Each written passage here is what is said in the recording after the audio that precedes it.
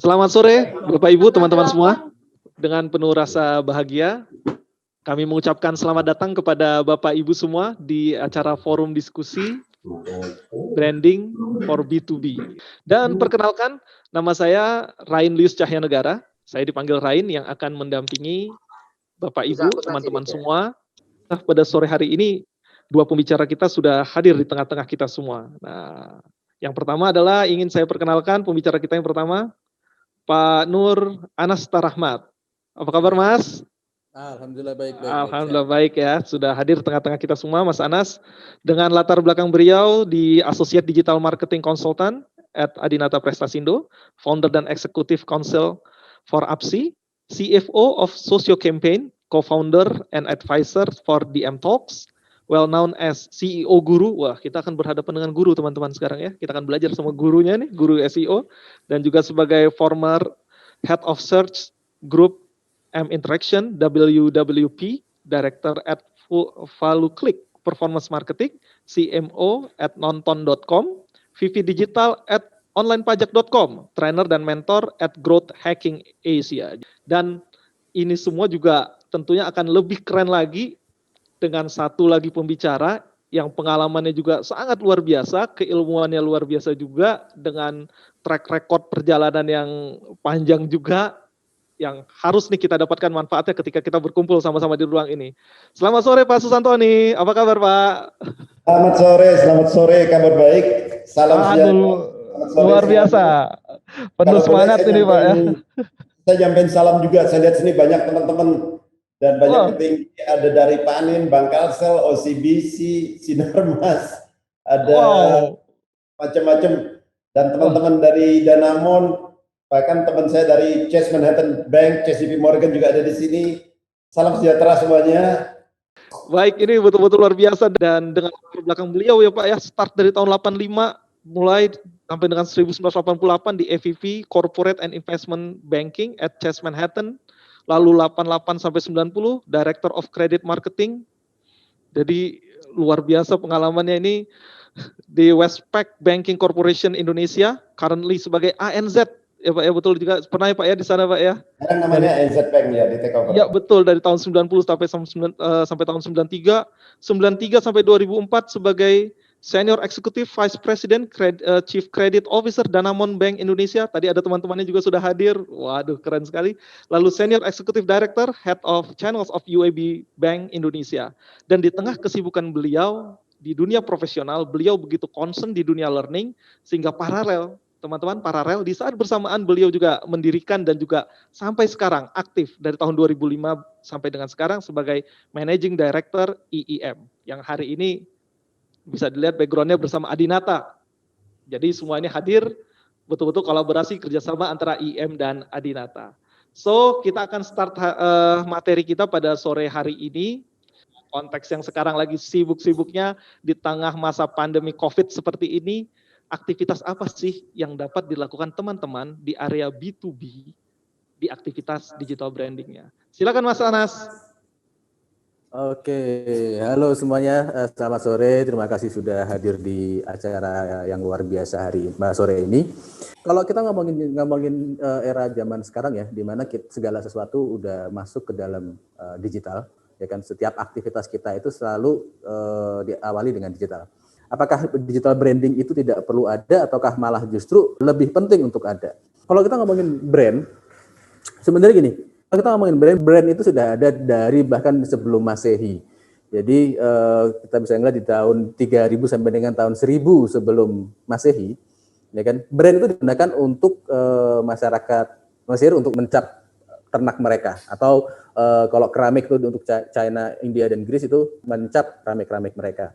Nah, kemudian di tahun 1800 sampai dengan 1950, ya kan, brand itu digunakan untuk meningkatkan kualitas dan trust dari penggunanya. Jadi bisa dilihat sebelah kiri itu adalah suatu advertising dari Bank of Victoria, Austria. Ya kan? Kemudian tahun 1950-1960, brand berkembang menjadi sebuah produk diferensiasi produk dan untuk mendapatkan royalti dari konsumen. Di tahun ini sebanyak perusahaan atau produk itu berubah namanya menjadi household names. Jadi kalau misalnya kita ngomongin brand recognition, mungkin dimulai di tahun ini. Mungkin rekan semua di sini juga pernah mendengar bahwa pasta gigi di Indonesia disebut sebagai odol. Nah, odol itu sebenarnya juga sebuah brand yang diterbitkan oleh GlaxoSmithKline. Nah, tapi karena persepsi masyarakat udah cukup kuat bahwa odol pasta gigi, kita menyebutnya pasta gigi sekarang menjadi odol. Hal yang sama mungkin berlaku di Indonesia untuk air mineral, gitu ya.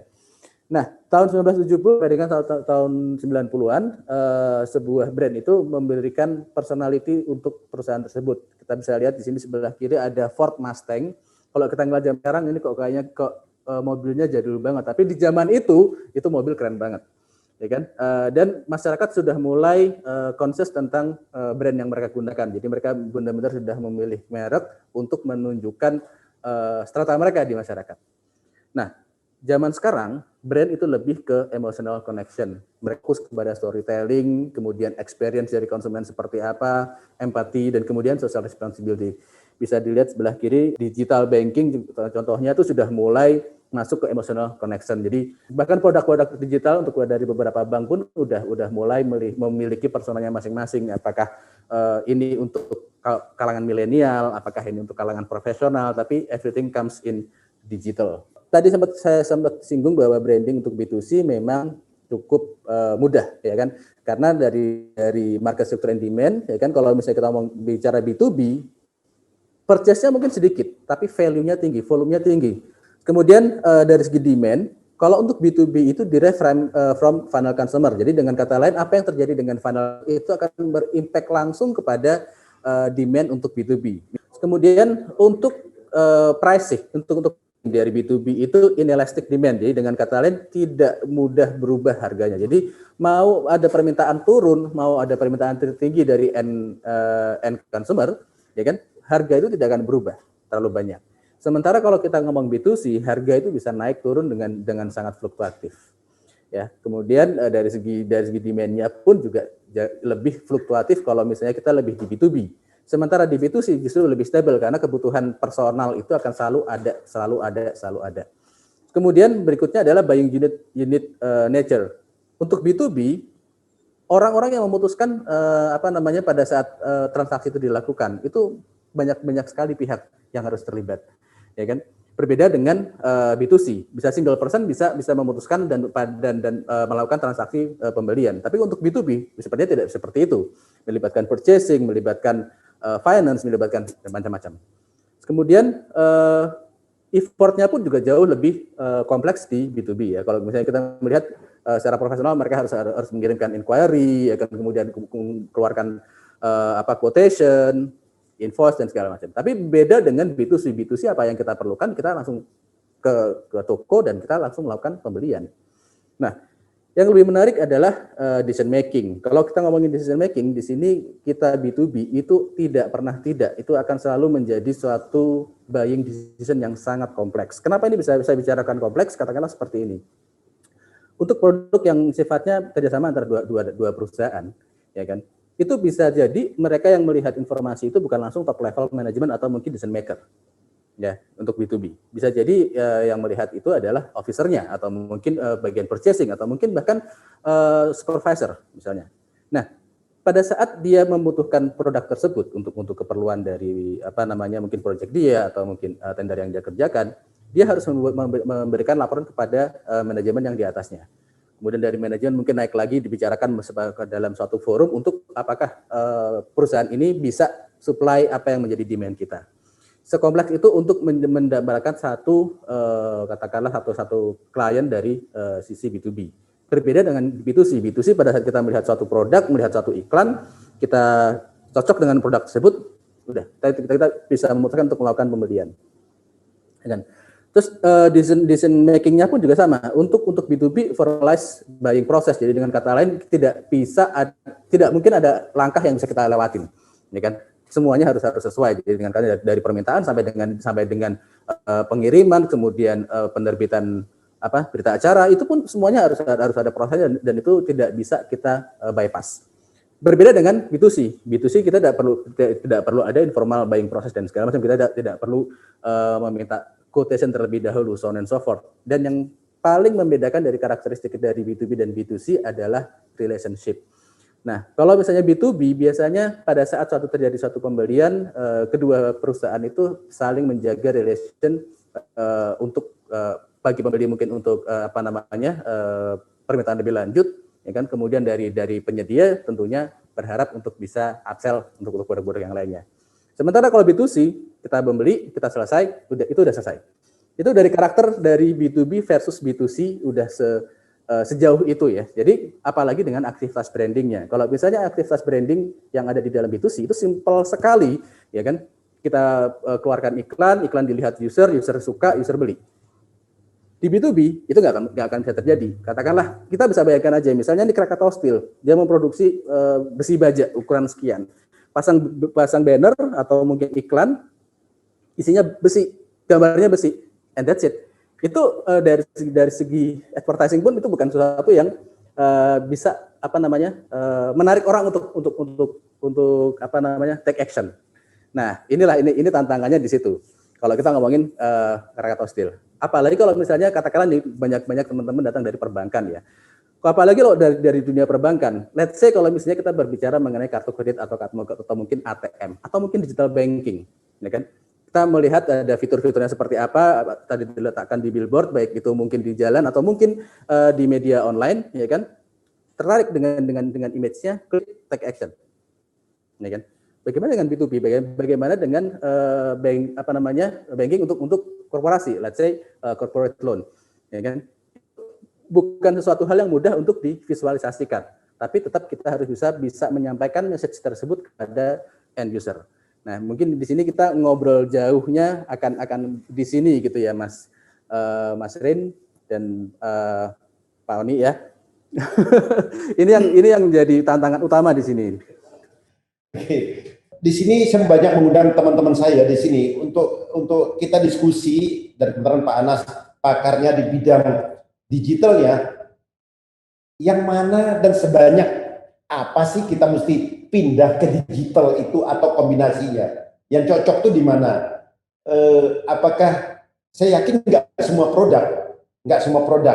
Jadi kalau boleh saya share Pak Anas, kalau kita di banking dengan guru kuno kita, kalau saya share screen di sini, kalau kita terutama saya dari commercial, consumer, corporate loan dari dulu. Kalau dulu kita selalu ngajarin AO kita, dan itu yang kita kenal dengan istilah officer kita, baik funding atau lending, itu selalu kita lihat gimana sih mereka menyusun targetnya, target marketingnya, yang istilah kita pipeline.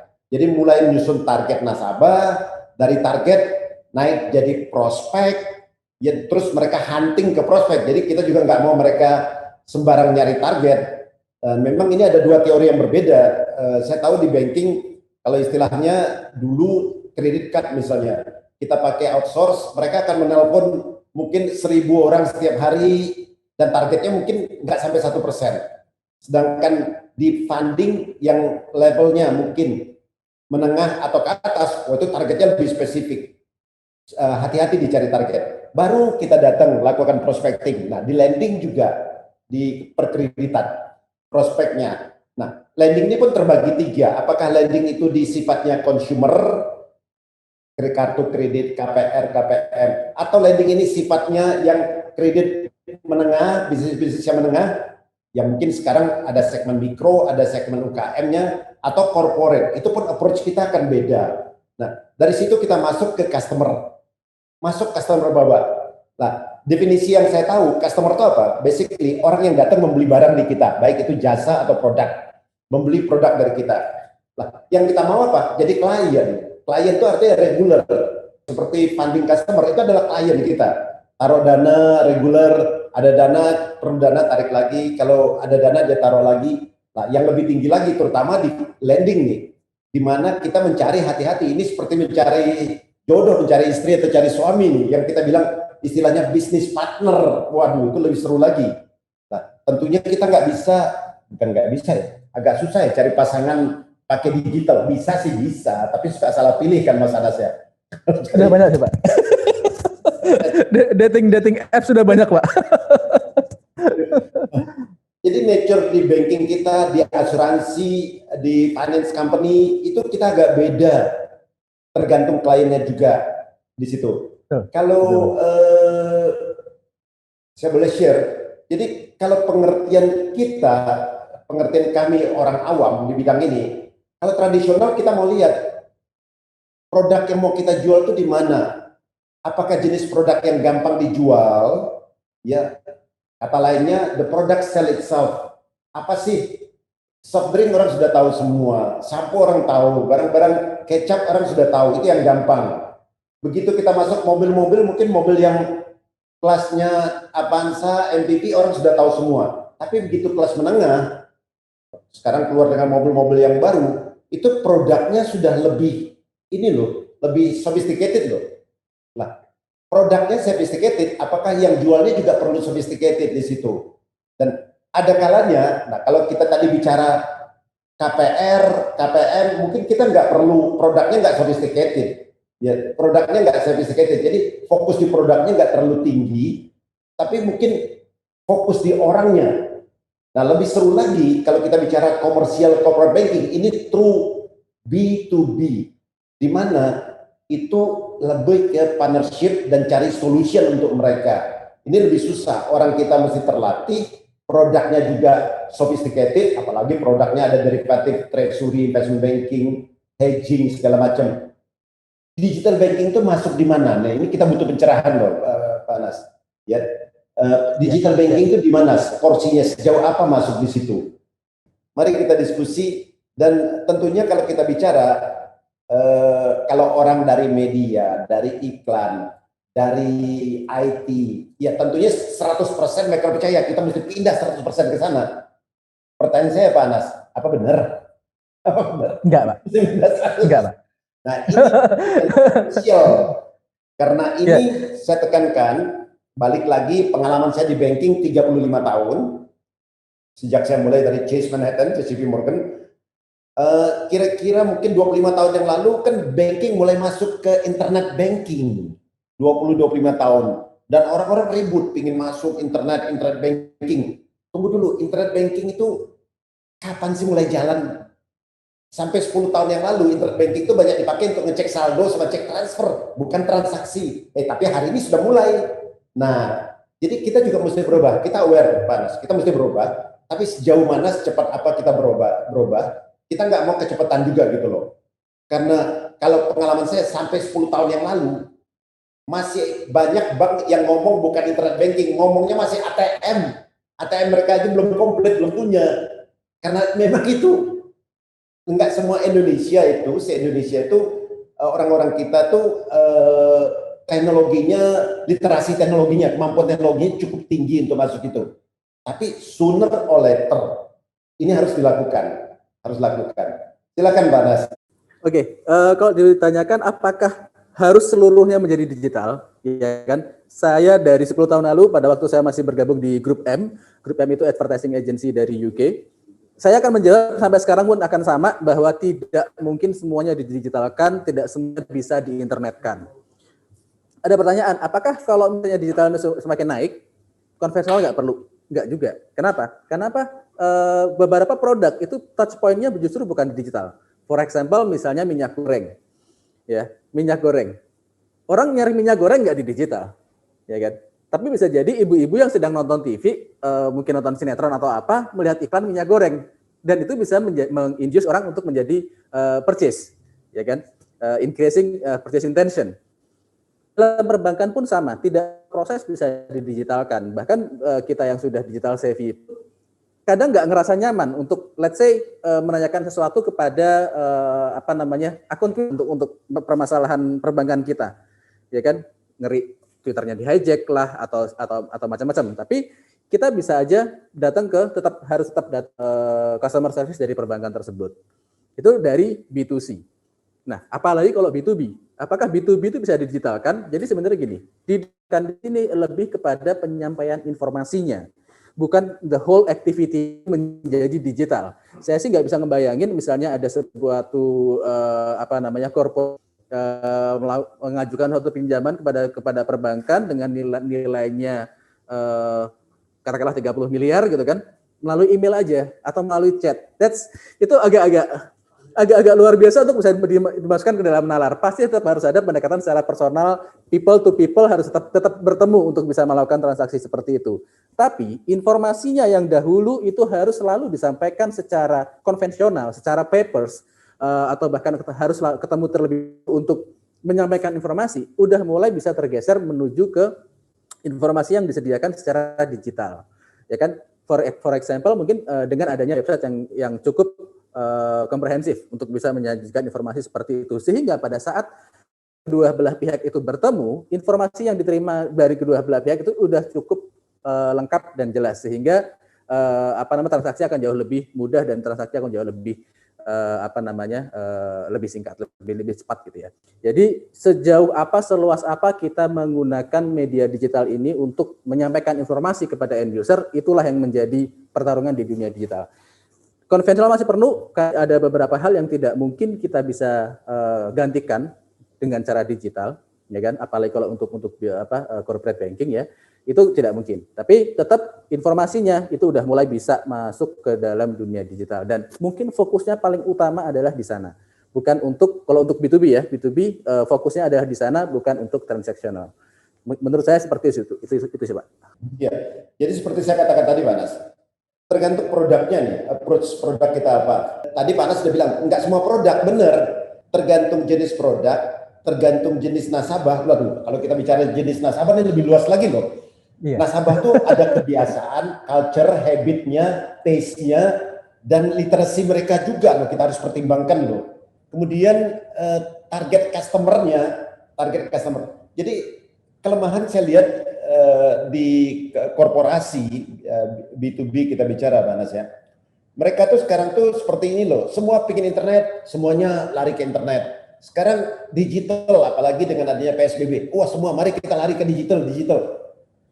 Tanpa mempertimbangkan customer needs dan produknya di situ. Lah, kalau kita bicara target customernya tuh siapa dan customer itu gunain apa, digital yang bentuk apa gitu di situ. Ya kalau kita ngomong young people milenial ya kita ngomong lah Instagram kayak Facebook kayak YouTube. Tunggu dulu, kalau yang target kita tuh adalah untuk memberikan misalnya kredit untuk pembelian rumah di atas 5 miliar, mobil yang di atas 2 miliar, rasanya milenial belum cocok loh. Target customer kita kan beda loh. Nah, jadi target itu apa yang mau kita pakai lewat digital, apa yang mereka pakai, kita juga mesti tahu loh. Dan terutama kalau kita bicarakan, kalau yang mutusin tadi B2B tadi, yang mutusin bos-bos tadi, petinggi-petinggi tadi, mereka nggak bader buka gadget. Iya, mereka buka gadget mungkin perlu. Nggak mungkin mereka Instagraman ya Pak. Tapi mereka nggak akan cari data kan tadi yang dibilang. Pasti staff-staffnya kan di situ kan. Jadi dalam hal kampanyenya, promosinya, reach the right people tuh gimana tuh? Dan saya diberitahu oleh teman Google juga, ternyata dari survei mereka, orang yang melihat iklan, baik itu yang ada billboard di pinggir jalan, baik itu yang ada di TV, baik itu yang ada di internet, entah di media YouTube segala macam. Sekarang dia lihat, 1 jam lagi tanya iklan apa yang dia lihat, sudah lupa semua. Itu loh digital loh. 1 jam kemudian sudah lupa semua. Ternyata harus ada repetition katanya. Repetition. Ya kalau ditanya sama orang yang bagian IT, kalau boleh repetitionnya 10 kali. Tapi cost kan, duit kan, ujung-ujungnya kan. Kita kalau di banking gampang. Mau funding atau lending, kita bilang hire AO. Berapa orang AO? 10 orang AO. Ngabisin duit berapa? 100 juta misalnya. Terus iklanin ini. Bikin iklan di koran. Bikin iklan apa? Cost kita hitung semua loh. 1 bulan, 3 bulan kita bisa ngitung loh. Berapa terjadi kalau istilah sekarang tuh traffic, orang yang datang, berapa terjadi inquiries, orang nanya mungkin pingin ngambil KPR jadi enggak, KPN jadi enggak, yang nelpon. Tapi yang penting bagi kita kan bukan itu, selling sama bottom line, return on investment, jadi duit enggak, cost kita itu. Kita gampang. Nah dengan digital ini gimana caranya nih? Gimana caranya dengan digital ini? Karena ujung-ujungnya apalagi dengan keadaan ekonomi yang slow down sekarang, semua bisnis harus mengeluarkan dana, baik untuk promosinya, ya, dan sekarang ujung-ujungnya gimana yang efektif, efisien, dan dosisnya berapa besar, Pak Anas? Kita tidak bisa langsung menggunakan semuanya harus dipakai. Enggak, itu salah. Kalau misalnya ada strategis digital strategis yang mengatakan kita harus pakai seluruh media, ya itu agak-agak ngaco. Tapi ada beberapa media lain yang sebenarnya memang mengarah kepada profesional. Misalnya LinkedIn. LinkedIn itu adalah salah satu sosial media untuk para profesional. Jadi pada saat kita menawarkan sesuatu yang sifatnya B2B, ya kan, kita bisa mengarahkan ke sana. Bahkan advertising dari LinkedIn pun kita bisa mengarah kepada langsung straight to the point kepada decision maker. Jadi for example misalnya kita memang bertujuan untuk mencari CFO yang kita harus kita approach, kita bisa mengirimkan namanya email marketing kalau di LinkedIn itu kepada profil-profil yang seperti itu. The price ya of course sangat tinggi sekali.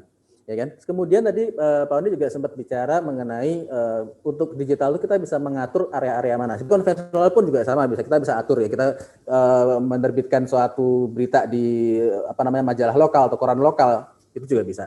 Tapi di digital pun juga kita bisa melakukan hal yang sama dengan location based advertising, namanya LBA atau location based advertising. Jadi kita selected area-area mana saja yang akan kita harapkan untuk let's say kalau kita bicara iklan itu muncul. Ya, baik Google, Facebook, seluruh digital itu kita bisa arahkan sampai ke arah sana.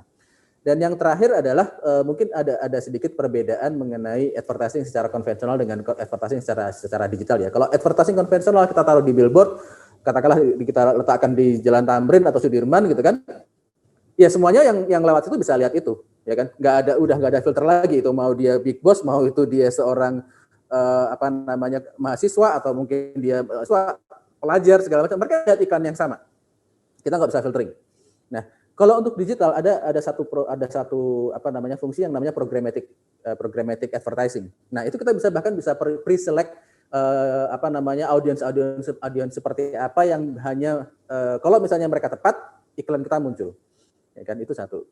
Kemudian kita juga bisa lebih mengarahkan secara manual, kita mengarahkan kepada behavior dari user itu biasanya. Nah, saya cukup yakin bahwa profesional atau mungkin itu nggak akan sempat untuk menggunakan media-media yang dipakai oleh milenial. Tapi ada beberapa media yang mungkin biasa dilihat oleh para pebisnis, misalnya bisnis.com atau mungkin Media Indonesia atau mungkin Medcom dari metodtvnews.com. Itu adalah media-media yang mungkin mereka masih sempat untuk melihat. Atau mungkin dulu di Indonesia sempat ada ya bloomberg.co.id.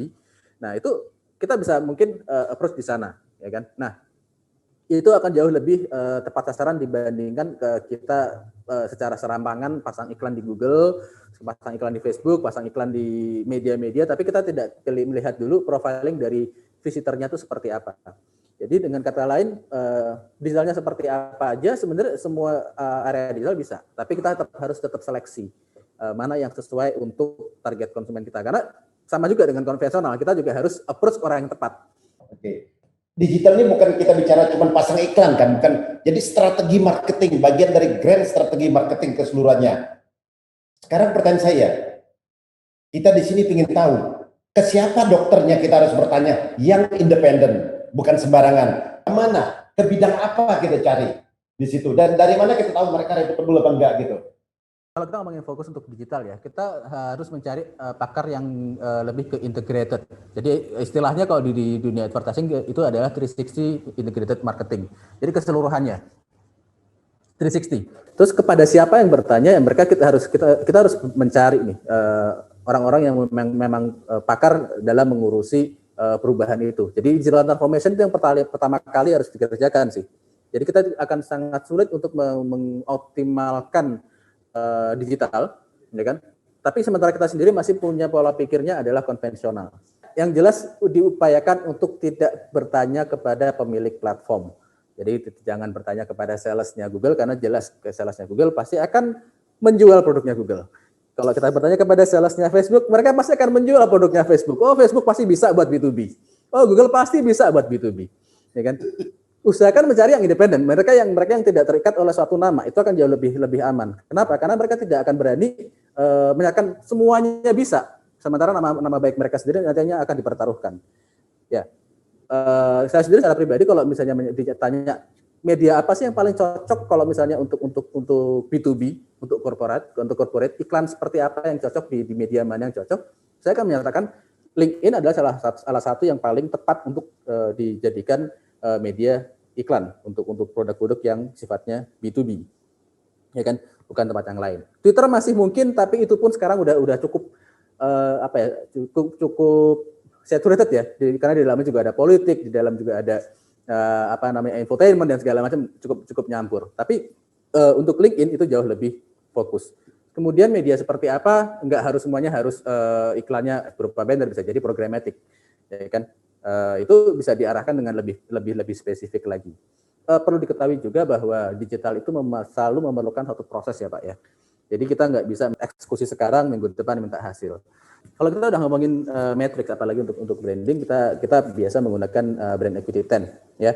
Jadi yang kita harus perhatikan adalah indikator adherence, indikatornya seperti apa, price premium, terus kemudian apakah brand kita itu mengarah kepada customer satisfaction. Nah, yang menarik dari customer satisfaction sini adalah bagaimana kita mengukur kalau misalnya produk kita adalah produk yang sifatnya B2B. Nah, itu tadi kita sambungkan lagi bahwa relationship akan selalu dijaga, ya kan? Betul, tadi piramida yang ditujukan oleh Pak Oni bahwa setelah klien itu menjadi partner. Ya, itu relationship itu akan selalu dijaga. Kemudian berikutnya adalah brand perceived quality.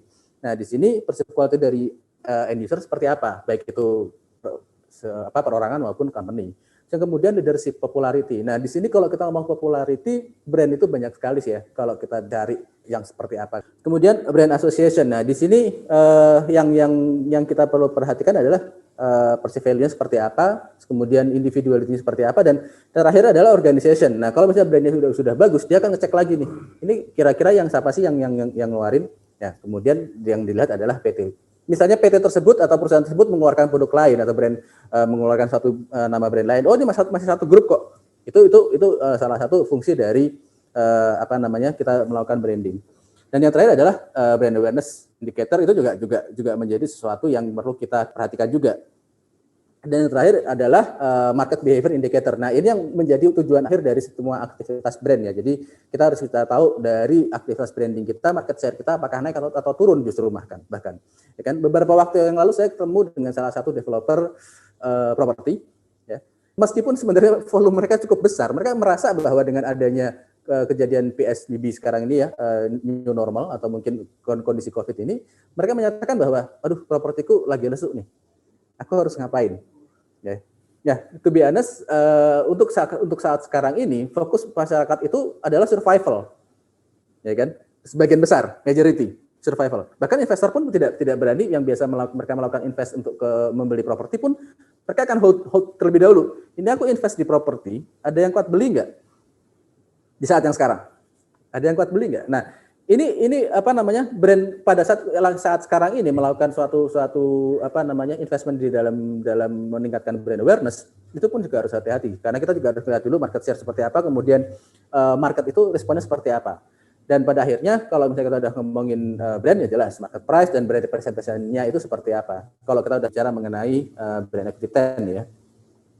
Nah, kemudian metrik yang harus kita perhatikan jelas ada 6, yaitu comprehension, comparative advantage, apakah satu produk itu bisa diperbandingkan keuntungannya dengan produk yang lain. Nah, ini kalau kita ngomongin insurance, kita bicara perbankan, itu selalu dilakukan komparatif. Mungkin teman-teman di sini pernah melihat ada satu website yang fungsinya adalah membandingkan produk KTA A, Bank A dengan produk KTA Bank B gitu kan, dibandingkan mana yang lebih cocok dan segala macam, suku bunganya seperti apa, itu sebenarnya ada perbandingannya. Ada satu website yang memberikan layanan seperti itu. Kemudian metrik yang berikutnya adalah interpersonal relation. Sekuat apa sih brand itu kepada diri kita sendiri? Ya kan, ada kalau kita B2C sangat mudah sekali ya. Let's say kalau kita bicara handphone gitu ya, kalau nggak iPhone, Samsung ya kan, seperti itu. Metriknya berikutnya adalah historical. Apakah brand itu di masa lalunya mereka memiliki suatu brand reputation yang jelek, apakah bisa menjadi baik? Nah, itu menjadi brand metrik yang penting. Nah, ini ada beberapa insurance di Indonesia yang sempat mengalami satu masalah ya kan, kemudian datang kepada saya, ini gimana caranya untuk menyelesaikan, ya reputasinya harus diperbaiki. Karena kalau misalnya reputasinya belum diperbaiki, susah untuk menerbitkan sesuatu yang baru atau mungkin susah untuk bisa approach yang sesuatu yang baru. Karena bahkan pada saat di googling nama insurance-nya, yang muncul adalah yang negatif. Nah itu harus diperbaiki. Itu berat sekali kalau misalnya suatu brand itu memiliki suatu brand reputation yang negatif. Kemudian metrik yang berikutnya ada preference. Apakah brand yang kita pegang itu menjadi preference dari end user? Dan ada beberapa orang yang kalau nggak merek ini dia nggak mau pakai. Ya kan yang terakhir, yang terutama yang paling tinggi itu dari semua metrik adalah attachment. Pada saat end user itu sudah terikat dengan suatu produk, dia akan susah untuk melihat produk lain. Kalau untuk attachment itu mungkin bisa salah satu yang produk B2C itu adalah Coca-Cola versus Bicola. Jadi Coca-Cola dengan Pepsi itu menjadi dua brand yang selalu dipegang oleh masyarakat Amerika. Meskipun mereka berdua bersaing, tapi masyarakat Amerika itu melihat Coca-Cola dan Pepsi adalah bagian dari Amerika. Pada saat Bicola masuk ke Amerika, masyarakat dari US itu langsung menolak Coca-Cola. Kalau cola itu ya kalau nggak Pepsi ya Coca-Cola. Bicola itu minuman anak-anak, bukan sesuatu yang bisa dinikmati oleh orang. Nah, pada saat yang sama Bicola masuk ke Kanada. Dan dia diterima dengan baik karena masyarakat Kanada tidak memiliki attachment yang cukup kuat terhadap brand tersebut. Nah, ini penting dari pentingnya aktivitas brand untuk produk kita. Dan yang terakhir kalau kita ngomongin matrix ya seperti ini sih sebenarnya. Jadi brand kita awareness-nya seperti apa? Apakah customer kita itu aware dengan brand kita? Kemudian untuk consideration apakah konsumen itu mengconsider produk kita pada saat kita memunculkan suatu produk yang baru. Kemudian behavioral metric. Nah, behavioral metric di sini purchase decision-nya. Pada saat brand itu kita munculkan, action-nya seperti apa? Apakah mereka langsung melakukan pembelian atau tidak? Kemudian loyalty. Nah, loyalty di sini kalau dari terms growth hacking ini yang paling dicari oleh seluruh produk ya, di mana behavior dari customer itu seperti apa setelah purchase? Apakah mereka akan menjadi supportive atau malah against? Again, kalau misalnya kita sudah meluncurkan satu produk mereka yang kecewa, biasanya mereka akan against. Makanya di sini banyak sekali produk-produk yang mungkin perlu dirawat dari segi brand image-nya. Kemudian berikutnya adalah market metrics. Market metrics di sini behavior dari market atau bagaimana brand itu behave. Nah, brand behave itu bukan brand itu behave konsumennya yang behave, tapi brand itu behave terhadap aktivitas dia dalam sehari-hari. For example, yang tadi sempat saya sampaikan. Genius itu tiba-tiba seluruh aktivitasnya menuju kepada sesuatu yang sifatnya milenial, muda dan segala macam, ya kan? Mungkin ada yang tetap mungkin kalau misalnya perbankan ya ada yang tetap mempertahankan stylenya segala macam karena mereka yakin bahwa mereka tidak bisa move on kepada hal yang baru, meskipun itu menurut saya kurang tepat. Ya. Dan yang terakhir yang paling penting adalah financial metrics, betul sih Pak? Setelah kita melakukan banyak sekali investment, advertising segala macam, kira-kira apa sih added value-nya? Kemudian return on brand investment-nya seperti apa nih? Balik modal nggak nih? Kita spend sekian miliar gitu kan untuk rebranding dari keseluruhan perusahaan yang tadinya mungkin terlihat old menjadi sesuatu yang terlihat young, for example gitu ya. Kira-kira ada nggak return on brand investment-nya? Bukan return on marketing investment ya, karena ini perubahan secara total gitu ya, rebranding secara keseluruhan. Nah itu ada nggak? Nah itu menjadi sesuatu yang menjadi metrik yang paling harus kita jaga pada saat kita melakukan branding activity. Menurut saya itu sih Pak. Tentunya kalau lagi-lagi ditanya dengan orang-orang dari digital marketing, digital advertising, seolah-olah hari ini digital marketing itu satu magic yang bisa balikin bisnis semua jadi sukses gitu di situ.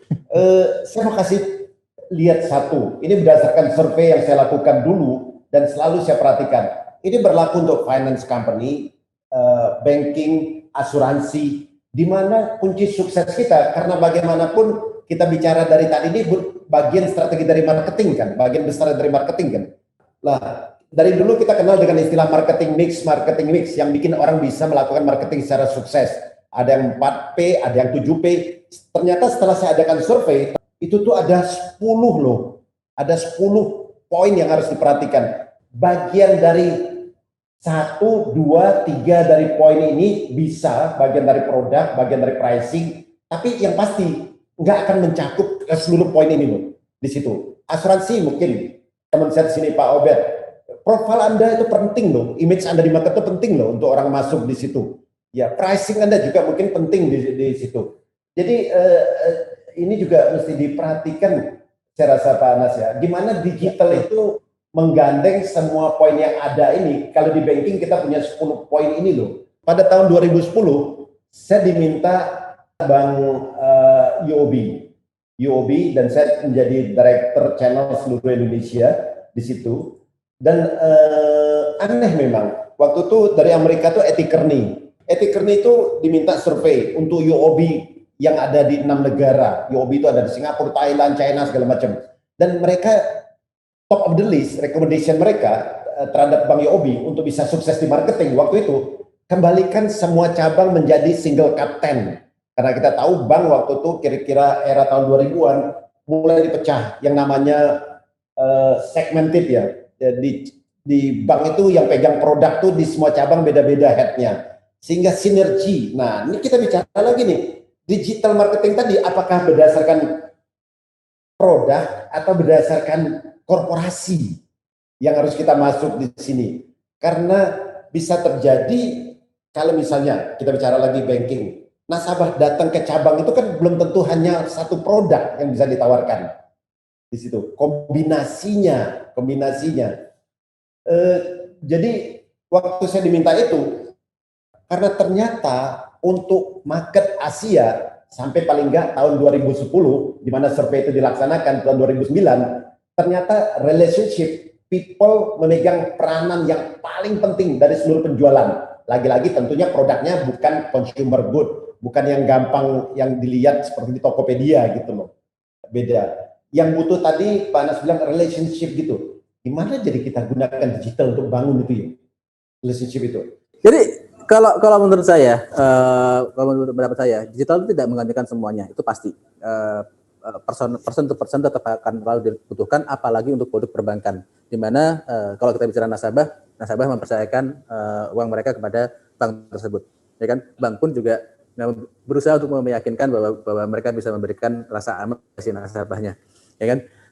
Itu untuk suatu produk yang saving ya. Kalau misalnya produknya katakanlah insurance atau produknya katakanlah corporate loan atau yang mungkin yang jauh lebih besar, itu pun juga mereka memerlukan relationship yang baik. Nah, digital itu bukan menggantikan person tersebut, tapi digital itu lebih berfungsi untuk mempercepat prosesnya dan mendekatkan apa yang jauh gitu loh Pak.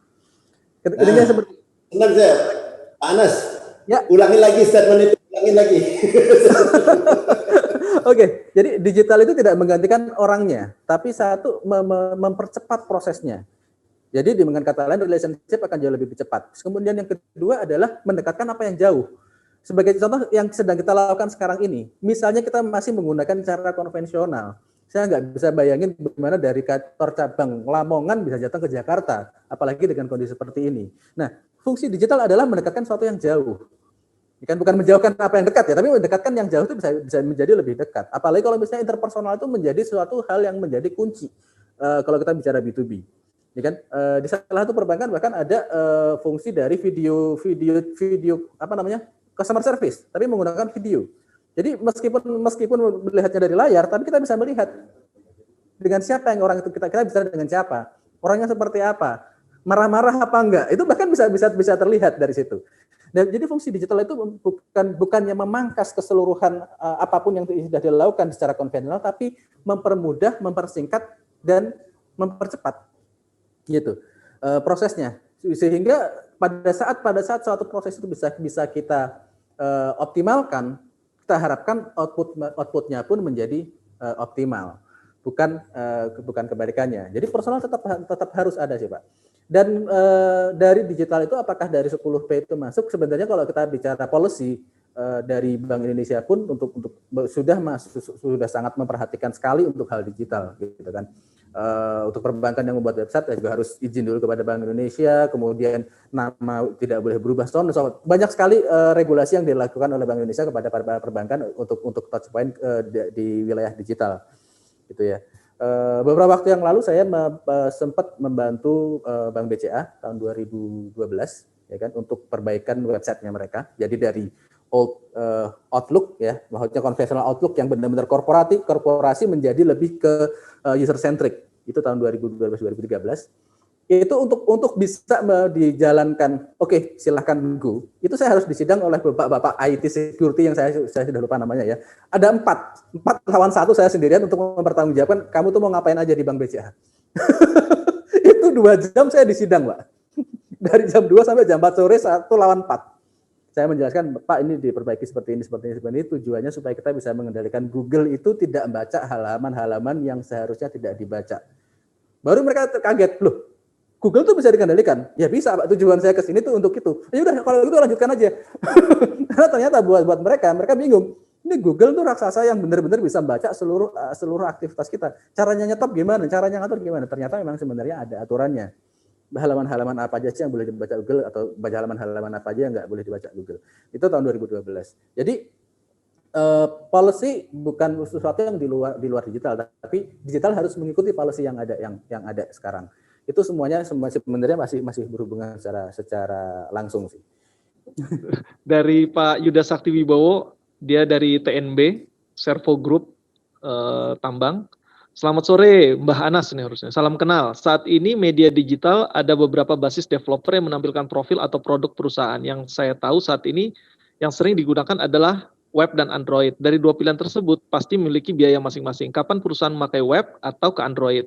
Atau tidak perlu 2 hal tersebut, tetap konvensional saja, hanya mengandalkan platform digital marketing saja. Terima kasih. Oke. Jadi sebenarnya gini, kalau aset digital itu apakah perlu? Perlu. Kenapa? Karena sekarang ini segala aktivitas sudah digital. Yang kita lakukan sekarang ini pun juga digital, ya kan? Nah, kapan harus kita menggunakan membuat aplikasi Android? Aplikasi Android itu perlu kita gunakan apabila aplikasi itu kita gunakan setiap saat. Tapi kalau misalnya aplikasi itu dipakai katakanlah setahun sekali, 2 tahun sekali, saya tidak sarankan untuk invest ke sana, tapi lebih fokus kepada webnya saja. Itu sih yang menjadi fokus utama ya. Perbankan pun juga sama, mungkin untuk beberapa hal aplikasi memang diperlukan. Tapi kalau misalnya membuat satu aplikasi hanya untuk menjalankan satu transaksi yang dilakukan setahun sekali, ya jangan juga, itu mah buang-buang duit. Gunakan media yang lain.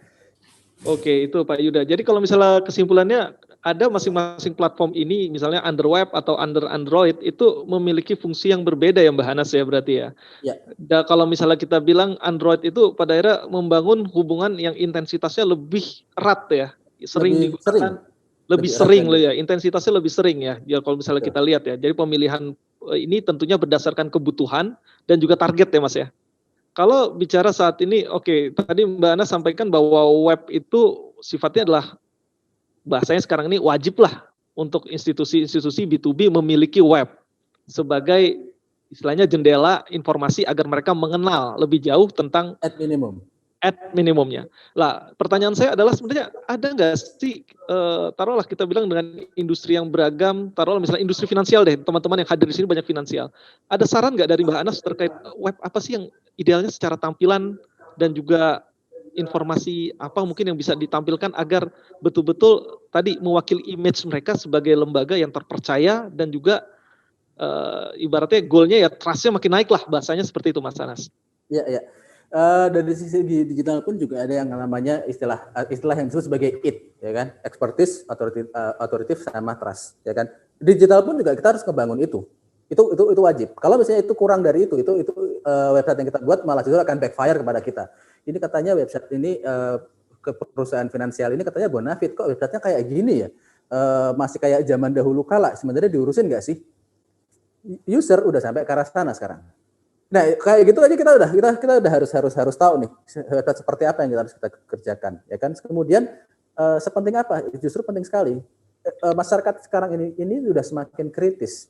Digital bukan selalu tempat yang indah, surgawi gitu ya, enggak ya. Digital bisa benar-benar backfire kepada produk kita kalau misalnya kita nggak bisa mentreatment aset-aset kita dengan baik. Itulah sebabnya website itu menjadi suatu tempat di mana kita bisa melakukan self defense if hal-hal tersebut terjadi, ya kan. Ada mungkin bisa langsung kalau misalnya rekan-rekan di sini lagi di depan laptop, tinggal buka Google ya kan, kemudian ketik nama produk, kemudian spasi P, itu biasanya akan muncul negatif-negatif yang lain. Nah itu pun harus diperhatikan, Mas. Baik, ini pertanyaan dari Bu Ita. Pak Anas, saya punya 2 pertanyaan. Ini dia di jasa Mas akuntansi dan tax konsultan. Kalau membranding secara digital itu ada keterbatasan terkait kode etik. Ada yang tidak diperbolehkan disampaikan di dalam iklan jasa yang ditawarkan melalui media digital. Seperti apa sih yang harus bisa dilakukan agar membangun relationship-nya itu bisa dapat nih ke calon klien. Nah ini berarti udah ke arah teknikal nih. Tadi yang slide-nya Pak Oni terakhir tuh kalimat 3 kata, relation. Nah ini langsung ditanyain nih terkait hal-hal yang sifatnya seperti ini, bagaimana nih coba kita membangun relationnya. Dan yang kedua, tadi saran dari Pak Anas untuk profesional tuh medianya LinkedIn. Sejauh mana media LinkedIn bisa membranding usaha kita, karena jika dilihat dari bidang usaha kita untuk mendapatkan calon klien diperlukan trust. Jadi gini, untuk beberapa platform memang ada beberapa hal yang dilarang gitu ya.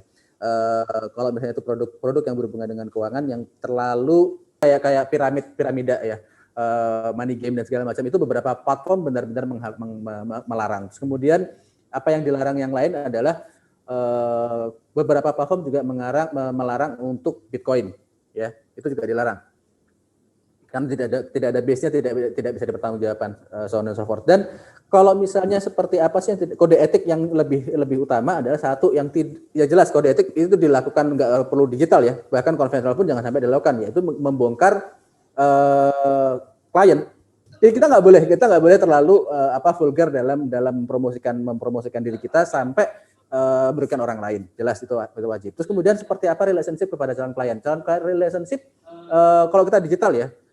Mungkin kalau Ibu Ita ya, kalau misalnya Ibu Ita biasa menggunakan sosial media, tahu bahwa we share what we care, ya kan?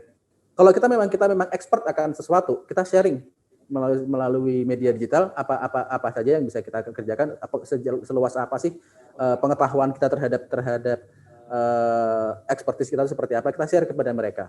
Karena dengan mereka membaca artikel yang kita buat atau mungkin sharing-sharing yang kita berikan, itu bukan berarti masalah mereka akan terselesaikan. Nah, itu kita harus bisa mendekatkan, dari situ kita bisa mendekatkan kepada klien-klien yang mungkin yang ingin berkenalan lebih lanjut atau bertanya lebih lanjut.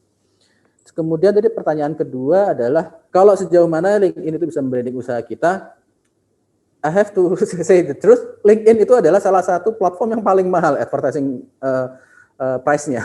Itu paling mahal dibandingin platform yang lain seperti dibandingkan Facebook dan Instagram. Tapi kalau memang tujuan kita adalah profesional, akan jauh lebih bagus di advertising. Kemarin ada beberapa teman saya, dia lebih ke venture capital ya.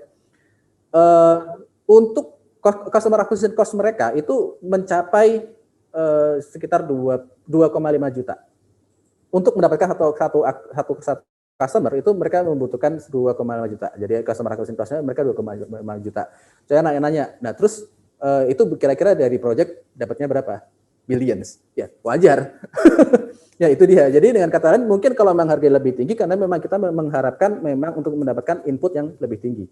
Tapi kalau misalnya yang input kita tidak terlalu tinggi, tidak kita sarankan untuk approach ke LinkedIn. Karena memang sangat mahal sekali. Terus kemudian dilihat dari bidang usaha kita untuk mendapatkan klien-klien diperlukan trust. Nah, oke, setuju. Trust itu bukan sesuatu yang bisa kita beli whatsoever. Trust is earned. Kita bukan sesuatu yang kita buy, tapi kita sesuatu yang kita earn. Jadi untuk itu ya kita harus bisa meningkatkan kualitas dari pekerjaan kita kepada klien-klien yang sudah kita miliki ya. Itu sih yang kita lakukan. Jadi bukan sesuatu yang bisa kita kerjakan secara advertising. Pak Oni, kalau perjalanan Pak Oni dengan Pak luar biasa lah dalam membangun trust ya Pak ya sampai sekarang dengan aktivitas marketing yang Bapak lakukan ditambah dengan terjadinya perubahan kondisi ini Pak ke arah sekarang seperti ini Pak. Dan tadi kalau saya dengarkan dari tadi sebenarnya antara kondisi digital dan konvensional ini ibaratnya harusnya collab Pak ya, betul Pak ya. Dalam proses bahwa ini nggak bisa berdiri masing-masing dan intinya pada saat mencapai target itu dua faktor ini harus bagaimana bisa dimainkan dengan tepat ritmenya Pak. Nah menyikapi ini bagaimana Pak? Karena dunia berubah, teknologi berubah, culture berubah, tidak mungkin kita tidak mengikuti perkembangan ini. Jadi nggak ada argumen lagi harus, digital harus. Nah, masalahnya sampai ke step mana, sejauh mana. Saya kasih contoh misalnya, kredit card. Nah, di luar negeri banyak kredit card tuh dipakai digital untuk akuisisi nasabahnya. Tapi yang jadi challenge sebenarnya bukannya berapa banyak orang buka rekening di bank itu atau dapat kredit card, dari 1.000 yang dapat kredit card. Nah, itu kalau orang banking teman-teman saya yang di consumer ngerti nih, berapa orang yang make. Nah, itu yang jadi masalah. Nah, gimana kita gunakan digital ini? Kalau dulu kan kredit card bayar 300.000 sampai 800.000 setahun. Hari ini gratis kan dikasih kan, asal kita mau make. Artinya apa? Oh iya. Ini di dompet saya sampai dikasih gratis itu ada 8 kredit card. Paling yang saya pakai cuma 2 atau 3. Yang saya loyal cuma 1. Nah, gimana create loyalty ini? Apakah digital ini bisa mempengaruhi? Saya rasa bisa. Tapi strateginya gimana? Kita mesti ngatur lagi. Dan pertanyaan saya sih simple, Panas ya.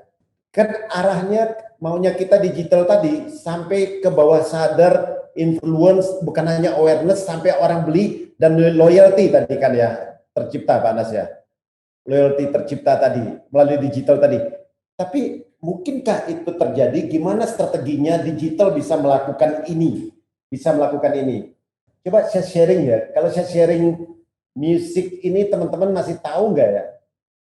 Mungkin nggak teman-teman. Nah ini kalau teman-teman yang lama pasti tahu nih tentang melodi ini mengingatkan produk apa. Apakah digital bisa ke arah situ? Coba ya.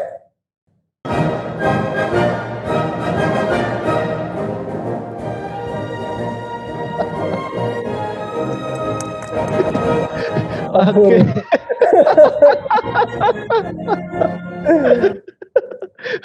Ada yang dufan. Sebentar, satu dulu. Kita cuma dengar kan sepotong tadi kan? Ya. Kita cuma dengar sepotong kan? Lagu tadi kan? Hanya kira-kira berapa detik loh tadi loh? Sekitar mungkin 10 mungkin sekitar 7-8 detik loh. Karena orang attachment terhadap produk ini langsung ingat. Panas sendiri baru dengar lagu ini. Itu produk apa? Panas masih ingat? Marlboro. Toko Marlboro ini. Enggak. Ya. Saya katakan orang ingat ini langsung ingat. Ini yang kedua nih. Ini kalau nggak tahu kebangetan nih.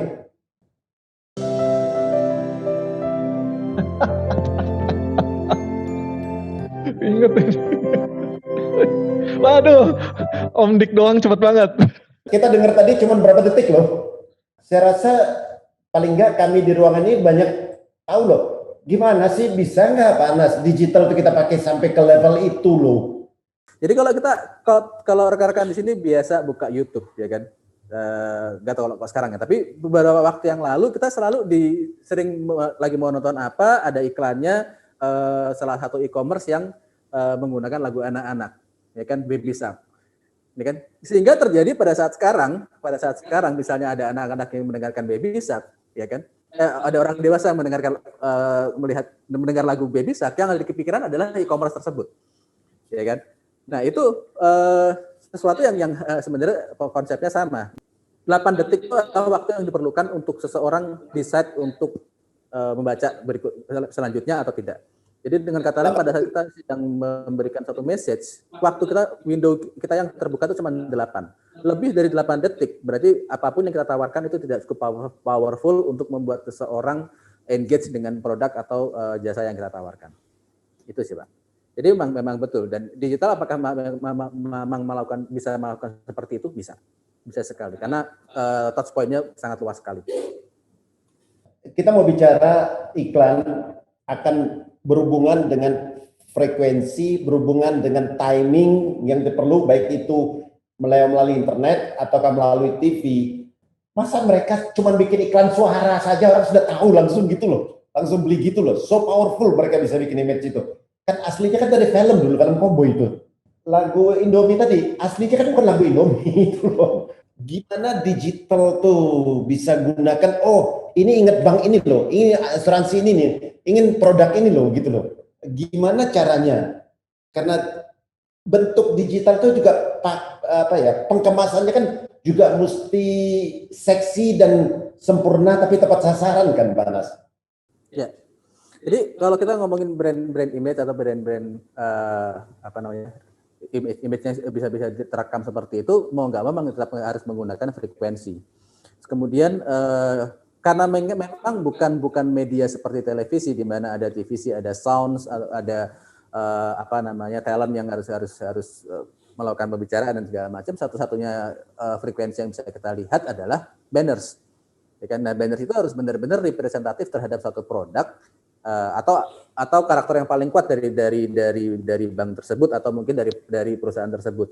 Jadi dengan kata lain misalnya nih kita udah melihat ada logo dari suatu perbankan, ya kan? Persepsi kita udah tahu. Itu sebabnya beberapa produk lebih fokus kepada logonya daripada message produknya. Itu sering terjadi, Pak. Banyak sekali. Kenapa? Karena trust itu ya kembali tadi ada yang pertanyaan tentang trust itu yang pertama kali harus dibangun. Jadi pada saat trust itu sudah kuat, mereka akan fokus kepada baru melihat kepada produknya. Tapi kalau misalnya trust dari perusahaan itu masih belum tinggi, brand awareness-nya masih belum tinggi, fokus dulu kepada produknya. Ya kan? Kemudian oleh siapa? Nah, itu baru jadi ada dua strategi untuk bisa melakukan itu, tapi tetap frekuensinya harus tetap dijaga. Iklan harus keluar terus-menerus gitu ya.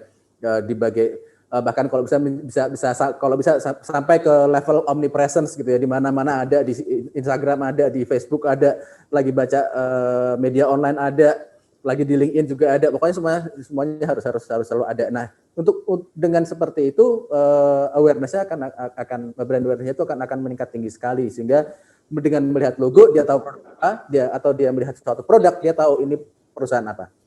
Jadi kalau kita lihat dari fase daripada produk, baik itu jasa, barang atau service, sebenarnya lebih intensif untuk digital ini bagusnya di fase introduction-nya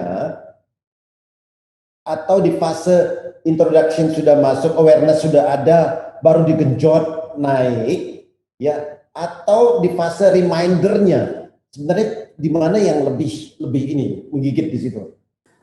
Ini udah sedikit cross antara digital kepada growth hacking ya Pak ya. Jadi kalau kita ngomongin digital sebenarnya di 3 level tuh bisa. Jadi dengan pertama dari segi introduction itu harus dilakukan, kemudian dari segi retention itu juga harus dilakukan. Jadi dengan kata lain mereka yang sudah menggunakan produk tersebut atau mereka sudah membeli produk tersebut, mereka harus tetap diingatkan.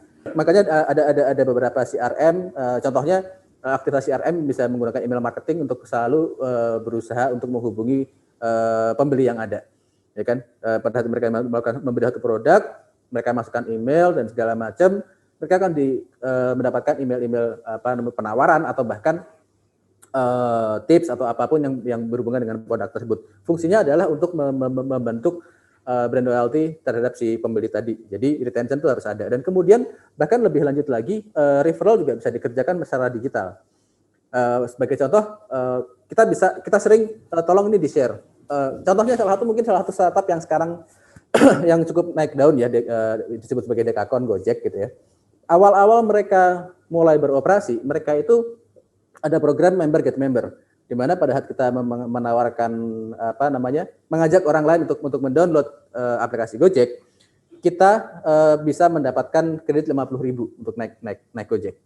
Ya kan? Nah itu member yang fungsinya adalah untuk referral, dan itu benar-benar fungsinya untuk memperluas jangkauan secara digital. Karena itu sama sekali tidak menggunakan platform konvensional atau media iklan manapun, baik digital maupun konvensional, tapi benar-benar aktivitas digital antar user. Nah itu bisa dilakukan juga.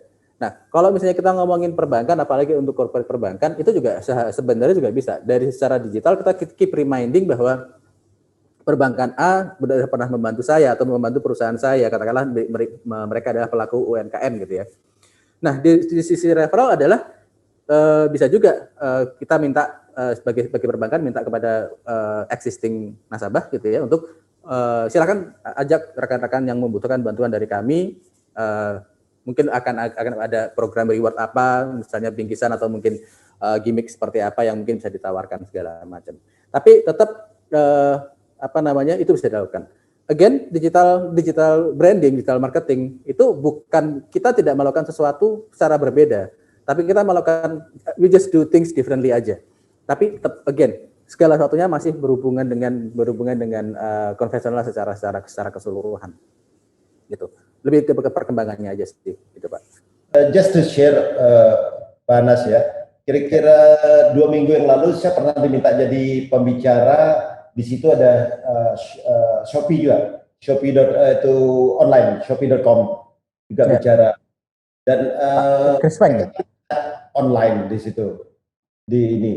Dan kadang-kadang saya lihat dari para, ya di sana banyak toko lah kita bicara, mereka sangat frustasi juga loh.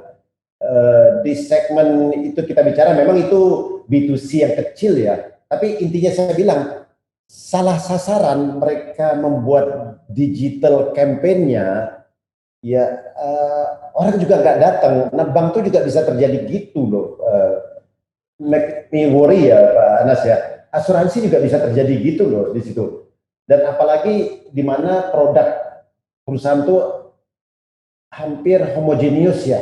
Kalau bank tuh hampir mirip satu dengan lain, asuransi itu hampir mirip satu yang lain. Terus kalau kita sekarang campaign agresif digital, besok kompetitor juga digital juga. Akhirnya ada 20 digital juga. Terus how gitu loh. Jadi setiap strategi, saya yakin juga konvensional juga menggunakan hal yang sama. Harus mulai pertama dari data sih Pak. Jadi pada saat kita membuat suatu strategi itu tentunya berdasarkan data yang ada. Kalau enggak kita berasumsi, bukan bikin strategi itu Pak namanya jadinya. Jadi dengan kata lain kita harus tahu pendekatan kita seperti apa yang harus kita tawarkan, apa yang harus kita sampaikan kepada end user seperti apa. Ya kan, kemudian approach-nya seperti apa. Kalau kompetisinya ikut-ikutan, ya kalau kebetulan memang strateginya sama, bisa jadi ya clash. Ya kan, itu bukan sesuatu yang bisa kita hindari. Ya kan, ya pada akhirnya tergantung siapa yang debatnya lebih tebal untuk melaksanakan digital campaign-nya. Tapi mungkin bisa jadi kita menggunakan, kita harus punya contingency plan juga. Dengan kata apabila kompetitor melakukan hal yang sama, kita harus bisa shifting ke strategi yang berikutnya, yang mungkin lebih tidak kelas secara langsung. Misalnya kita memiliki beberapa program, katakanlah advertising melalui Google dan Facebook. Kemudian perbankan saingan kita juga tiba-tiba berkompetisi juga melalui Google. Ya kan? Kita juga harus punya kemampuan fleksibilitas untuk memindahkan fokus kita dari Google menuju ke Facebook, karena di situ kita tidak memiliki kompetisi yang cukup kuat. Nah, ini yang menarik kalau misalnya kita mengerjakan itu secara in-house, biasanya yang terjadi ya. Tapi kalau misalnya dari advertising agency, biasanya kalau misalnya sudah order sekian ke Google, order sekian ke Facebook, kita nggak bisa sembarangan untuk merubahnya. Nah, itu mungkin yang harus diperhatikan juga. Jadi kompetisi akan selalu ada, itu yang pasti. Terus yang berikutnya adalah kita memang harus mulai dari data, kita harus mulai dari analisa, harus seperti apa. Jadi kita nggak asal bertempur aja lah, intinya gitu. Kita harus ada strategi juga. Digital itu tetap ada strateginya, approach-nya seperti apa, objektifnya seperti apa, kira-kira key performance indicator-nya seperti apa, objektif key result-nya apa sebenarnya sebelum kita melakukan ini. Itu semuanya harus dipikirkan. Jadi nggak bisa gerusa-gerusu. Kalau misalnya ada katakanlah digital strategis atau digital expert menyatakan pokoknya udah harus segera mulai aja Pak, gini. Yang penting kalau Bapak pasang sekian mendapat hasil sekian, perlu dipertanyakan. Dasarmu itu apa? Pertempuran itu pasti akan selalu ada, tapi sejauh apa strategi yang kita buat sebelum kita mulai masuk ke bertempur, itu yang nanti akan menentukan sih Pak. Itu perbedaannya. Jadi ada analisa dulu ya Mas Anas ya, sebelum melakukan sesuatu. Harus ada analisa, harus ada bicara data yang bicara ya, seperti itu ya. Ya. Baik, kita lanjut. Ini ada pertanyaan 2 dari Ibu Stefani Oni dan juga dari Pak Uredi Septiadi. Yang pertama adalah bank sekarang banyak menggunakan aplikasi agar nasabah bisa buka rekening secara langsung tanpa harus ke bank. Di luar itu, secara data user yang menggunakan aplikasi memiliki LTV lebih tinggi daripada yang tidak. Nah, ini situasi ini bagaimana gitu loh? Memang betul kalau misalnya kalau misalnya transaksi atau mungkin aktivitas itu bisa menggunakan app, itu lifetime value-nya akan lebih tinggi. Itu memang sesuatu yang benar, karena dengan reach out yang lebih tinggi tentunya loyalitas juga akan. Kalau mereka mendapatkan kemudahan user akan loyalitasnya akan semakin tinggi. Jadi semakin sering menggunakan, ya jelas ya eventually akan meningkatkan lifetime value dari nasabah atau konsumen tersebut. Betul sih. Jadi dengan kata lain itu memang wajib harus ada sih sebetulnya. Kalau bisa buka rekening secara langsung tanpa harus ke cabang. Ya udah ada beberapa yang bisa seperti itu, meskipun tidak berarti keberadaan physical office itu tidak perlu ada, harus tetap ada sih. Dan aku yakin OJK dan Bank Indonesia juga mewajibkan hal tersebut juga sih.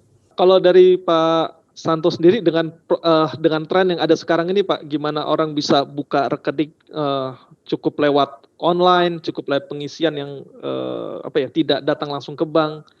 Ada tren seperti ini, sudut pandang Pak Oni sendiri seperti apa Pak melihat situasi ini Pak?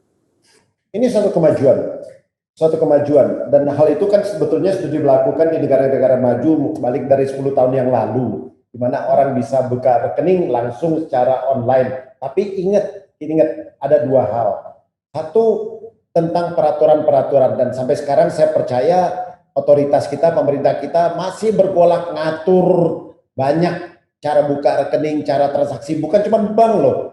Dan kita lihat misalnya sejak 3 tahun terakhir fintech yang banjir masuk di Indonesia, yang terdaftar itu hampir 200-an loh. Saya baca sumbernya tapi saya nggak tahu itu resmi atau enggak. Yang nggak terdaftar tuh lebih banyak daripada yang terdaftar loh. Jadi perlu aturan-aturan gitu. Nah yang kedua, ingat, untuk negara-negara maju, mereka memvalidasi data yang dikirim ke bank gampang banget karena data mereka terintegrasi. Lah hari ini aja kita masih mau masukin KTP Mas Ray aja saya cukup 1 jam kok, saya bisa bikin aja kayak asli kok di Indonesia. Jadi di situ bukan berarti nggak bisa. Jadi bukan gara-gara satu palsu terus kita menggugurkan proyek, enggak di situ. Tapi mungkin perlu ada tambahan-tambahan apa sehingga nggak terjadi. Karena mungkin dasar saya adalah chief risk di bank, mikirin resiko. Semua hal itu kalau bisa saya tutup, jangan terjadi pada bank, pada asuransi kejadian, pada security kejadian. Ya, jadi pada banyak perusahaan itu terjadi hal itu. Tapi kalau kita nggak melakukan itu, kita ketinggalan aja. Jadi kayak hari ini orang bilang, oh bisnis online, semua toko masuk bisnis online, tren. Benar. Tapi bukan berarti yang kata Pak Anas tadi, bukan berarti toko pada tutup gara-gara ada bisnis online loh. Dan saya lupa data yang saya buka di Google kurang lebih 3 bulan yang lalu. 3 bulan yang lalu saya lihat data statistik di Cina. Saya curious pengen tahu berapa persen sih transaksi di consumer itu yang terjadi melalui online. Ternyata nggak sampai 20%. Artinya 80% toko-toko masih buka dong. Nah itu loh, di situ masih ada dong di situ. Jadi khusus untuk bank, teman-teman banking di sini, yes, saya percaya kita harus menuju di mana online merupakan salah satu sarana kita untuk menarik nasabah, akuisisi nasabah, untuk melakukan bisnis, generate income, untuk melakukan penjualan, selling, melihat online, tapi Pak Anas bilang tadi, human interaction dan physical branch itu tetap harus ada. Dan saya nggak tahu kapan, apakah satu saat 20 tahun lagi, 30 tahun lagi benar-benar bank itu bisa virtual totally. Saya nggak kebayang kalau hal itu terjadi. Mungkin, tapi saya nggak kebayang hal itu bisa terjadi karena virtual banking sih ada, tapi negara tanpa physical bank nggak ada. Semuanya physical. Mas Reddy ini juga teman saya dari perbankan, dia dari CIMB Niaga. Halo Mas Reddy, thank you udah hadir. Seberapa besar program branding dengan melakukan kolaborasi dengan brand-brand lain untuk meningkatkan awareness? Nah, brand-brand itu tentunya bukan direct competitor brand ya. Dengan kata lain, bisa sih sebenarnya bisa kita gunakan misalnya untuk produk-produk perbankan dengan produk finansial yang lainnya, misalnya perbankan dengan apa namanya, dengan insurance. Beberapa bank saya yakin udah menjalankan hal tersebut, ya kan. Tapi tentunya harus bisa memberikan servis yang baik juga, karena kalau misalnya katakanlah dari insuran itu tidak memberikan service yang terbaik, nanti banknya pun juga akan ke bawah. Sebaliknya kalau misalnya dari insuran itu memberikan service yang baik, banknya itu juga akan terangkat. Dan itu kolaborasi itu penting. Jadi cross selling, cross promotion itu salah satu strategi yang paling tepat untuk mendapatkan return yang lebih tinggi. Karena dari kedua brand itu tentunya sudah memiliki consumer base masing-masing ya. Ada respon juga dari Pak Muhammad Yoga tadi menyampaikan tadi yang diskusi antara Pak Santo Oni dengan Mas Anas, yaitu sebenarnya ada hal-hal apa sih yang bisa digabungkan, yang dikolaborasikan. Ini ada statementnya adalah ada beberapa bank yang melakukan campaign-campaignnya di Instagram. Ini otomatis digital, bank-bank tersebut banyak melakukan promo-promonya dengan cara giveaway dan pemenangnya diminta untuk melakukan member get member. Ini salah satu bentuk tadi yang Mas Anas sampaikan ya Mas ya. Ya, betul, ini statement yang sangat menarik. Artinya ini bisa kok dilakukan selama kita buat buat program itu menjadi program yang menarik dengan segmen target yang clear, yang jelas. Lalu ini terkait produk spesifik nih, pertanyaan dari Pak Dik doang. Produknya air mineral. Saat ini sudah melakukan aktivitas di sosmed yaitu FB dan IG dan juga website. Nah, apakah ini cocok nih, atau mungkin ada sudut pandang dari Mas Anas seperti apa terkait pertanyaan Mas Dik doang dengan produknya air mineral ini? Kalau kita ngomongin digital strategi, sebenarnya ada 3 pilar yang harus kita perhatikan. Jadi digital strategi itu pilarnya cuma ada 3. Pertama adalah konten, yang kedua adalah community, yang ketiga adalah commerce atau transaksi ya. Jadi dengan kata lain, kalau misalnya kita mau mengerjakan digital strategi itu, kita harus tahu nih kontennya seperti apa. Ya kan, kontennya seperti apa yang sudah dilakukan di dalam website kita. Kemudian konten seperti apa yang kita share kepada Facebook, dan konten-konten seperti apa yang kita kerjakan kepada IG. Terus yang kedua adalah kalau misalnya produknya air mineral sangat dekat dengan kesehatan, apakah sudah membangun community activity gitu. Jadi apakah sudah ada katakanlah jalan sehat atau apa yang berhubungan dengan kesehatan. Yang ketiga adalah commerce. Commerce di sini ya tentunya kita tidak bisa menyampingkan distribution point ya, seperti apa. Apakah dari produk mineral itu sudah juga touch ke katakanlah commerce ataukah seperti apa? Nah itu digital marketing yang bisa kita kerjakan. Tapi apa yang bisa kita kerjakan, fokus adalah kepada 2 ini terlebih dahulu ya, konten dan community. Konten kita bisa mengembangkan website kita dengan konten-konten yang cukup menarik sehingga bisa ditemukan di Google, ya kan, baik itu melakukan secara organik maupun paid. Dan kemudian dari Instagram atau Facebook kita juga harus punya konten yang bisa approach ke komunitas juga, dan dari situ ya tentunya brand presence-nya akan lebih tinggi. Itu sih Mas Dik doang ya. Mas Dik doang.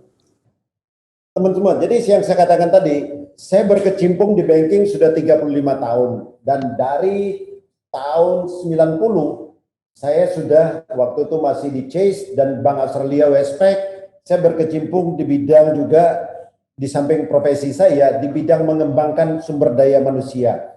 Nah, 5 tahun terakhir itu kami juga develop, memikirkan ini era digital sekarang ini. Gimana kita bisa mengembangkan, di mana salah satu yang harus kita transformasi digital juga, bukan hanya awareness produk, bahkan deliver produknya ke nasabah. Dalam hal ini tentunya jasa. Akhirnya kami juga melakukan apa sekarang ini? Adalah gimana dalam hal ini kami sering melakukan konsultansi dan training. Lah, kalau kita bicara konvensional, Mas Rey, dulu training itu selalu kita lakukan selama 30 tahun lebih ini, kelas training. Yang cost-nya mungkin sekitar 3 juta sampai 3.500.000 per kepala per hari. Nah, saya pikirkan bagaimana training itu kita bisa cut cost-nya dari 3 juta tadi, bahkan bisa jadi mungkin cuma 500.000 per orang per hari, dan coverage-nya cepat dan seluruh Indonesia kita mau. Ini yang kami lakukan, salah satu transformasi di mana digital masuk. Tadi kita bicara tadi marketing juga, strategi promosi, awareness juga harus berubah. Ini juga kami lakukan perubahan. Ya, ini contohnya ya di ini.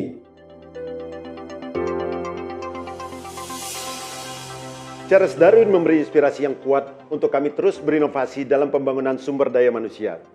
Sejak tahun 2016, kami telah mengembangkan Digital Video Based Program yang bisa menjangkau seluruh pelosok tanah air dengan konsep yang efektif dan efisien.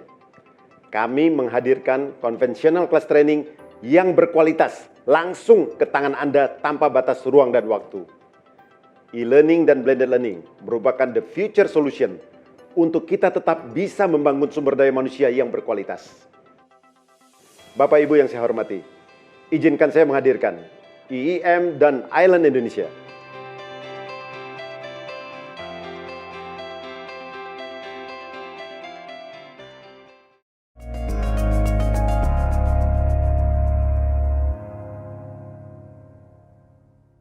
Kita tinggal mengirim pembayaran dan mungkin barangnya nanti akan dikirim, kemudian baru barang naik ke atas kapal. Dalam hal ini contoh kita angkutan air, di mana dari pelabuhan negara asal menyeberang ke pelabuhan negara importir. Bentuknya besar dan tidak bisa dimasukkan ke dalam kontainer. Kenapa? Kalau AP-nya 2 miliar dan AP-nya 1 bulan, sama dengan COGS-nya 24 miliar. Atau di daerah residensial. Yang kedua, bank akan membagi. Kalau kita katakan Jakarta mungkin puncak sudah di luar kota.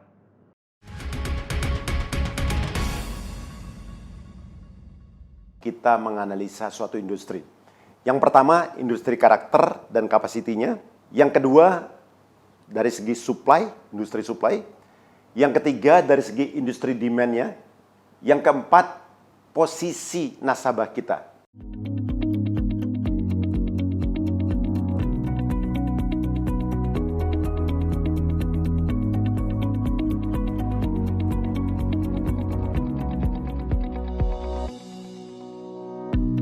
Kita benar gitu ya. Jadi anggap kita beli 2.000, kita dapat terbentuk AP. Kita memastikan kalau itu mobilnya APL yang berputar terus itu ya, muter terus misalnya.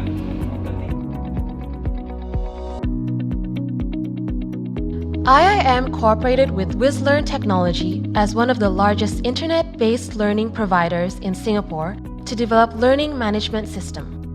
Our LMS uses licensed software and not an open source.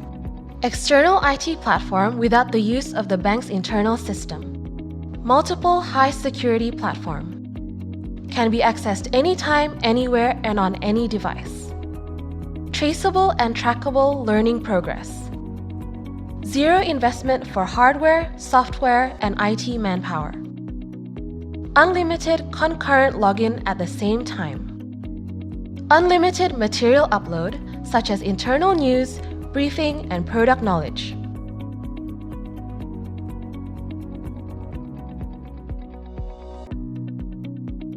We help our clients to develop their own customized e-learning modules with our production house.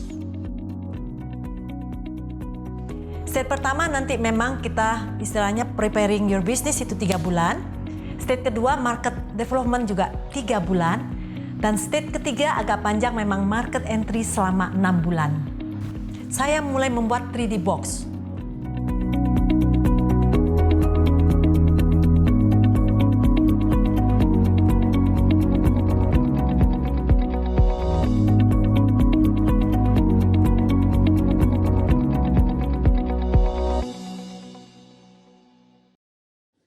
Iya, itu salah satu bentuk digital kita, Pak Anas, bahwa kita tuh mesti berubah, mau nggak mau.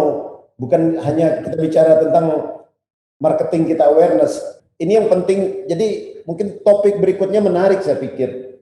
Teman-teman ini ingin tahu sejauh mana industri apa, sejauh mana digital marketing, dan ini paket kan, bentuk digital marketing itu digital promotion, digital awareness yang gimana, karena semua kan, maaf bicara, cost ya, Pak Anas ya, itu mencakup cost semua gitu loh. Dan berikutnya saya ingin ngundang nanti pembicara yang independen loh, mana porsi yang cocok untuk kita dan berapa banyak, jadi bukan sembarangan. Kita ambil di situ, digital. Baik teman-teman, akan ada tema-tema selanjutnya. Akan ada tema-tema yang lebih menarik lagi ke depan. Tentunya dengan aktivitas teman-teman yang ada di ruang ini. 1, 2, senyum yang terbaik atau dengan masker yang terbaik. 1, 2, 3. Oke. Gimana Mbak Ita? 2 jam ada di ruang ini? Ya. Kalau dari saya sih sangat bermanfaat ya, karena kan memang saya bidangnya tuh B2B ya, bukan B2C, di mana memang harus adanya awareness dan trust dari klien. Terima kasih ya Pak Anas, terima kasih Pak Susantoni untuk masukan. Terima kasih. Terima kasih. Oke. Sekali lagi terima kasih Rainlius Cahaya Negara, IIM dan Adinata undur diri dari hadapan teman-teman semua. Selamat sore, salam untuk Terima keluarga. kasih semuanya. Terima kasih semuanya. Terima kasih Pak Oni. Terima kasih.